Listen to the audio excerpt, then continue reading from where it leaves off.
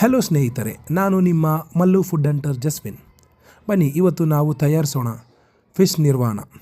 ಕೇರಳದಲ್ಲಿ ಕಂಡುಬರುವ ವಿಶೇಷವಾದ ರೀತಿಯ ಒಂದು ಮೀನಿನ ಪದಾರ್ಥ. ಇದಕ್ಕೆ ಬೇಕಾಗಿರೋ ಸಾಮಗ್ರಿಗಳು: ಹುಳಿ ಇರುವ ಮಾವಿನಕಾಯಿ 3 ಸ್ಪೂನು, ಹಚ್ಚಿರುವ ಶುಂಠಿ 1 ಟೇಬಲ್ ಸ್ಪೂನ್, 1 ಟೇಬಲ್ ಸ್ಪೂನ್ ಕರಿಬೇವು, 1 ಟೇಬಲ್ ಸ್ಪೂನ್ ಹಸಿಮೆಣಸಿನ್ಕಾಯಿ, ಕೊಬ್ಬರಿ ಎಣ್ಣೆ ಹಾಗೂ ಸಾಂಬಾರು ಈರುಳ್ಳಿ ಹಾಗೂ ಕರಿಬೇವು ಇದೆರಡು ಬಂದು ಒಗ್ಗರಣೆ ಮಾಡೋಕ್ಕೆ. ಆಮೇಲೆ ನಮಗೆ ಬೇಕಾಗಿರೋದು ಗಟ್ಟಿಯಾಗಿರುವ ತೆಂಗಿನ ಹಾಲು. ತೆಂಗಿನಕಾಯಿ ತುರಿದ್ಬಿಟ್ಟು ಚೆನ್ನಾಗಿ ರುಬ್ಬಿ ಅದರಲ್ಲಿ ಬರುವ ಫಸ್ಟ್ ಕ್ವಾಲಿಟಿ ಗಟ್ಟಿಯಾಗಿರೋದನ್ನ ತಗೊಳ್ಳಿ. ನಾವಿವತ್ತು ಯೂಸ್ ಮಾಡಿರುವ ಮೀನು ಪಾಂಪ್ಲೆಟ್ ಮೀನು, ಇಲ್ಲಾಂದರೆ ಪಿಲೋಪಿನೋ ಅಂತಾರೆ, ಜಿಲೇಬಿ ಮೀನು ಅಂತಾರೆ ನಮ್ಮ ಬೆಂಗಳೂರು ಕಡೆ. ನಿಮಗೆ ಸೀ ಫಿಶ್ ಸಿಗಿದ್ರೆ ತುಂಬ ಒಳ್ಳೆಯದು. ಅಂಜಲ್ ಇಲ್ಲಾಂದರೆ ವೈಟ್ ಪಾಂಪ್ಲೆಟು ಒಳ್ಳೆಯದು. ಇದಕ್ಕೆ ಬೇಕಾಗಿರೋ ಮಸಾಲೆಗಳು: ಅಚ್ಚ ಖಾರದ ಪುಡಿ, ಅರಿಶಿನ ಪುಡಿ, ಇದೆಲ್ಲ ನಾನು ಒಂದೊಂದು ಸ್ಪೂನು ತಗೊಂಡಿದ್ದೀನಿ. ಟೇಬಲ್ ಸ್ಪೂನ್ ಅಲ್ಲ, ಟೀ ಸ್ಪೂನು. ಸೊ 2 ಮೀನಿಗೆ ನಮಗೆ ಇಷ್ಟು ಸಾಕಾಗ್ಬೋದು. ಮತ್ತು 1 ಟೇಬಲ್ ಸ್ಪೂನು ಒಂದು table spoon ginger garlic paste, ರುಚಿಗೆ ತಕ್ಕಂಥ ಉಪ್ಪು. ನಾನು ಇಲ್ಲಿ 2 ಟೀ ಸ್ಪೂನ್ ಉಪ್ಪು ತಗೊಂಡಿದ್ದೀನಿ. ನಿಮ್ಮ ರುಚಿಗೆ ಅನುಸಾರವಾಗಿ ನೀವು ತಗೊಳ್ಳಿ. ಆಮೇಲೆ ಬೇಕಾಗಿರೋದು ನಿಂಬೆ ರಸ. ಇದೊಂದು ದೊಡ್ಡ ನಿಂಬೆಹಣ್ಣಿನ ರಸವನ್ನು ತೊಗೊಂಡಿದ್ದೀವಿ. ಇದೆಲ್ಲ ಹಾಕ್ಬಿಟ್ಟು ಚೆನ್ನಾಗಿ ಮಿಕ್ಸ್ ಮಾಡ್ಕೊಬೇಕು, ಎಲ್ಲ ಕಡೆ ಮಿಕ್ಸ್ ಮಾಡ್ಕೊಬೇಕು. ಈ ಒಂದು ರೆಸಿಪಿಯ ಒಂದು ವಿಶೇಷತೆ ಏನು ಅಂದರೆ, ಇದರಲ್ಲಿ ಜಾಸ್ತಿ ಆಯಿಲ್ ನಾವು ಬಳಕೆ ಮಾಡ್ತಾರೆ ಜಸ್ಟ್ ಫ್ರೈ ಮಾಡೋಕ್ಕೆ ಬೇಕಾಗಿರೋ ಆಯಿಲ್ಲು. ಅದಾದಮೇಲೆ ನಾವು ಆಯಿಲ್ನ ಯೂಸ್ ಮಾಡ್ತಾಯಿಲ್ಲ. ಆಮೇಲೆ ಲಾಸ್ಟಲ್ಲಿ ಒಗ್ಗರಣೆಗೆ ಸ್ವಲ್ಪ ಆಯಿಲ್ ಬೇಕಾಗುತ್ತೆ. ಇವಾಗ ನಾವು ನೋಡೋಣ ಇದ್ದರು ಮಾಡುವ ವಿಧಾನ ಹೇಗೆ ಅಂತ. ಇನ್ನೊಂದ್ಸಲಿ ನೋಡ್ಕೊಳ್ಳಿ ಏನೇನಿದೆ ಅಂತ. ಸೊ ಇದನ್ನೆಲ್ಲ ರೆಡಿ ಮಾಡಿ ಟೇಬಲಲ್ಲಿ ಮಾಡ್ಕೊಳ್ಳಿ. ಈ ಒಂದು ಪ್ರಾಸೆಸ್ನ ರೆಡಿ ಮಾಡಿ ಟೇಬಲಲ್ಲಿ ಮಾಡ್ಕೊಳ್ಳಿ. ಅದಾದಮೇಲೆ ಮುಂದಿನ ಸ್ಟೆಪ್ ಏನು ಅನ್ನೋದನ್ನ ನಾನು ಮತ್ತೆ ನಿಮಗೆ ವಿವರಿಸ್ತೇನೆ. ಇದರಲ್ಲಿ ನಿಮಗೆ 2 ಬಾಳೆ ಎಲೆ ಕೂಡ ಬೇಕಾಗುತ್ತೆ. ಸೊ ಬಾಳೆ ಎಲೆ ಕೂಡ ನೀವು ರೆಡಿ ಮಾಡಿ ಇಟ್ಕೊಂಡಿರಿ, ಆಯಿತಾ. ಇವಾಗ ಫಿಶನ್ನ ಚೆನ್ನಾಗಿ ಮ್ಯಾರಿನೇಟ್ ಮಾಡೋಣ. ಫಿಶನ್ನ ತೊಗೊಂಡು ಅಲ್ಲಿ ಆಲ್ರೆಡಿ ಕಟ್ಸ್ ಬಂದಿದ್ದೀನಿ. ಮಾರ್ಕೆಟಲ್ಲಿ ಹೇಳಿದ್ರೆ ಕ್ಲೀನ್ ಮಾಡಿ ಅವರ ಲೈನನ್ನು ಮಾಡಿ ಕೊಡ್ತಾರೆ ನಿಮಗೆ. ಎಲ್ಲ ಕಡೆಗೂ ಆಗೋ ರೀತಿಯಲ್ಲಿ ನಾವು ಪೇಸ್ಟ್ ಮಾಡ್ಕೊಂಡ್ವಲ್ಲ, ಅಚ್ಚ ಖಾರದ ಪುಡಿ, ಅರಿಶಿನದ ಪುಡಿ ಹಾಗೂ ನಿಂಬೆ ರಸ, ಇದು 3 ಸಹ ನೀವು ಇದು ಫಿಶನ್ನ ಎಲ್ಲ ಭಾಗದಲ್ಲಿ ಆಗೋ ರೀತಿಯಲ್ಲಿ, ಒಳಗಡೆ ಭಾಗ ಹೊರಗಡೆ ಭಾಗ, ಯಾಕಂದರೆ ಮಸಾಲೆ ಹಿಡಿಬೇಕು ಚೆನ್ನಾಗಿ. ಸೊ ನಾನು ಇವಾಗ ನಿಮಗೆ ಫ್ರೆಶ್ಶಾಗಿ ಮಾಡಿ ತೋರಿಸ್ತಾ ಇದ್ದೀನಿ. ಇದಕ್ಕಿಂತ ಮುಂಚೆ 2 ಮೀನು ನಾನು ನಿನ್ನೆ ನೈಟೇ ಮಸಾಲೆ ಹಾಕಿ, ಇದೇ ರೀತಿ ಮಸಾಲೆ ಹಾಕಿ ನಾನು ಮ್ಯಾರಿನೇಟ್ ಮಾಡಿ ಮಡಗಿದೆ. ಸೊ ಓವರ್ನೈಟ್ ಮಡಗಿದ್ರೆ ರುಚಿ ತುಂಬ ಚೆನ್ನಾಗಿ ಬರುತ್ತೆ. ಆ ಉಪ್ಪು ಖಾರ ಎಲ್ಲ ಮೀನೊಳಗಡೆ ಹಿಡಿಯುತ್ತೆ. ಸೊ ಆದಷ್ಟು ನೀವು ಓವರ್ನೈಟೇ ಮಾಡ್ಕೊಬೋದು. ಇವಾಗ ಯಾವ್ದಾದ್ರು ಗೆಸ್ಟ್ ಕೂಡ ಮನೆಗೆ ಬರೋಂಗಿದ್ರೆ ನೀವು ಆ ಟೈಮಲ್ಲಿ ಹೋಗಿ ತಂದು ಮಾಡಬೇಕಂತೇನಿಲ್ಲ. ಸೊ ಇದನ್ನು ಪೇಸ್ಟ್ನ ರೆಡಿ ಮಾಡಿ ಫಿಶ್ ಮೇಲೆ ಹಚ್ಬಿಟ್ಟು ಫ್ರಿಜ್ಜಲ್ಲಿ ಮಡಗಿಬಿಟ್ರೆ ನಿಮಗೆ ಎನಿ ಟೈಮ್ ಮಾಡ್ಬೋದು. ತುಂಬ ಹೆಲ್ತಿ ಕೂಡ ಹೌದು. ಯಾಕಂದರೆ ಇದರಲ್ಲಿ ತೆಂಗಿನ ಎಣ್ಣೆ ಯೂಸ್ ಮಾಡ್ತಾಯಿದ್ವಿ ಹಾಗೂ ತೆಂಗಿನ ಹಾಲು. ಬೇರೆ ಮಸಾಲೆ, ಆರ್ಟಿಫಿಷಿಯಲ್ ಮಸಾಲೆ ಏನೂ ಯೂಸ್ ಮಾಡ್ತಾಯಿಲ್ಲ. ಪ್ಯೂರ್ ನ್ಯಾಚುರಲ್ ಆಗಿ ನಾವು ಮಾಡ್ತಾಯಿದ್ದೀವಿ. ಇದು ಮಾಡಿ ತಿನ್ನಿ, ತುಂಬ ಒಳ್ಳೆಯದು. ಮಕ್ಕಳಿಗಾಗಲಿ ದೊಡ್ಡವ್ರಿಗಾಗಲಿ ಎಲ್ಲರಿಗೂ ಇಷ್ಟ ಆಗುತ್ತೆ. ಒಂದ್ಸಲಿ ಮನೇಲಿ ಟ್ರೈ ಮಾಡಿ ನೋಡಿ. ಸೊ ಇದಕ್ಕೆ ಮಸಾಲೆ ಎಲ್ಲ ಆಗಿದೆ. ಈಗ ಆಗಿ ನೀಟಾಗಿ ನಾನು ಹೇಳ್ದಂಗೆ ನೆನ್ನೆ ರಾತ್ರಿಯೇ ಮ್ಯಾರಿನೇಟ್ ಮಾಡಿ ನಾನು ಆಲ್ರೆಡಿ ಮಡಗಿದ್ದೀನಿ. ಸೊ ಇವಾಗ ನೆಕ್ಸ್ಟ್ ಪ್ರಾಸೆಸ್ಗೆ ನಾವು ಹೋಗೋಣ. ಫಸ್ಟು ಒಂದು ಬಾಣಲಿಯಲ್ಲಿ ಫಿಶ್ನ ಫ್ರೈ ಮಾಡ್ಕೊಬೇಕು. ಸೊ ಆ ಬಟ್ಲಲ್ಲಿ ಒಂದು 30% ಆಯಿಲ್ನ ನಾವು ಫ್ರೈ ಮಾಡೋಕ್ಕೋಸ್ಕರ, ಡೀಪ್ ಫ್ರೈ ಅಲ್ಲ, ಶಾಲೋ ಫ್ರೈ ಅಥವಾ ತವಾ ಫ್ರೈ ಥರ. ಸೊ ನಿಮಗೆ ಒಂದು ಟಿಪ್ಸ್ ಹೇಳ್ಕೊಡ್ತೀನಿ. ಈ ಆಯಿಲ್ ಇದೆಯಲ್ಲ, ಸೊ ಈ ಆಯಿಲಲ್ಲಿ ನೀವು ಫಸ್ಟೇ ಏನು ಮಾಡಿ, ಕರಿಬೇವು ಹಾಕ್ಕೊಳ್ಳಿ. ಕರಿಬೇವು ಹಾಕೋದ್ರಿಂದ ನಿಮಗೊಂದು ಬೆನಿಫಿಟ್ ಇದೆ. ಅದೇನು ಬೆನಿಫಿಟಪ್ಪ ಅಂದರೆ, ನಾವು ಕರಿಬೇವು ಹಾಕ್ತೀವಲ್ಲ, ಸೊ ಒಂದೊಂದ್ಸಲಿ ನಾವು ನೋಡ್ತೀವಿ ಮನೆಯಲ್ಲಿ ಮಾಡುವಾಗ ಫಿಶ್ಶು ತಳಕ್ಕೆ ಕಚ್ಕೊಳುತ್ತೆ.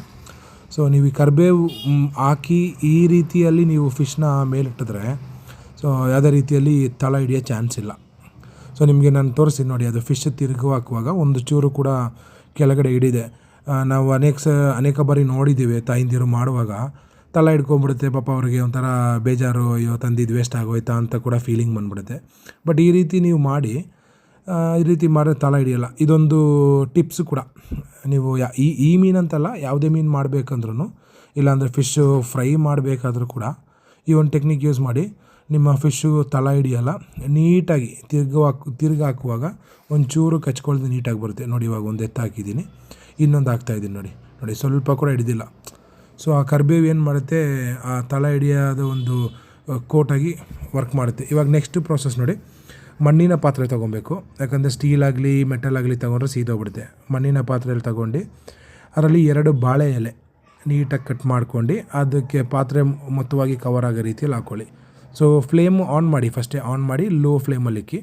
ಸೊ ನೆಕ್ಸ್ಟ್ ಸ್ಟೆಪ್ ಏನು ಅಂದರೆ, ಈ ಫ್ರೈ ಮಾಡಿರೋ ಫಿಶ್ನ ಡೈರೆಕ್ಟಾಗಿ ಆ ಒಂದು ಮಣ್ಣಿನ ಬಾಣಲಿ ಒಳಗಡೆ ಈ ಥರ ಜೋಡಿಸ್ಕೊಳ್ಳಿ.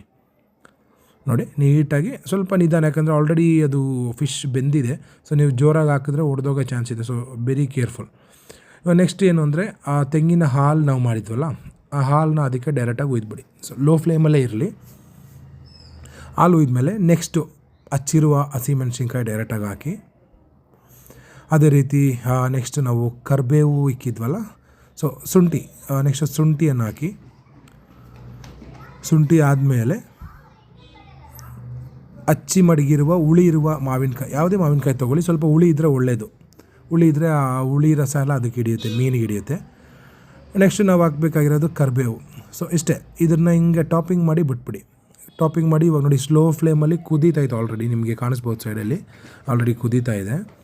ಸೊ ಈ ಒಂದು ಕರಿ ಆಗೋಕ್ಕೆ ಮೇ ಬಿ 15 to 20 ಮಿನಿಟ್ಸ್. ಅಂದರೆ ಫುಲ್ ಫ್ಲೇಮಲ್ಲಿ ಇಕ್ಕಿದ್ರೆ ಮೀನು ತುಂಬ ಬೆಂದೋಗ್ಬಿಡುತ್ತೆ. ಸೊ ಆದಷ್ಟು ಲೋ ಫ್ಲೇಮಲ್ಲೇ ಇಕ್ಕಿ ಒಂದು ಲಿಡ್ ತಗೊಂಡು ಅದನ್ನು ನೀಟಾಗಿ ಕ್ಲೋಸ್ ಮಾಡಿ. ಸೊ ಏನಾಗುತ್ತೆ, ಅದು ಕ್ಲೋಸ್ ಮಾಡುವಾಗ ಅದು ಬೇಯುತ್ತಲ್ಲ, ಬೇಯುವಾಗ ಅದರಲ್ಲಿರೋ ಒಂದು ಎವಾಪ್ರೇಟ್ ಆಗುವಂಥ ಆವಿ ನೀರು ಕಣದಲ್ಲಿ ಬಿದ್ದು ಚೆನ್ನಾಗಿ ನೋಡಿ ಈ ಥರ ಇವಾಗ ಕುದೀತಾ ಇದೆ. ಸೊ ಇವಾಗ ಒಂದು 50% ಆಗಿದೆ.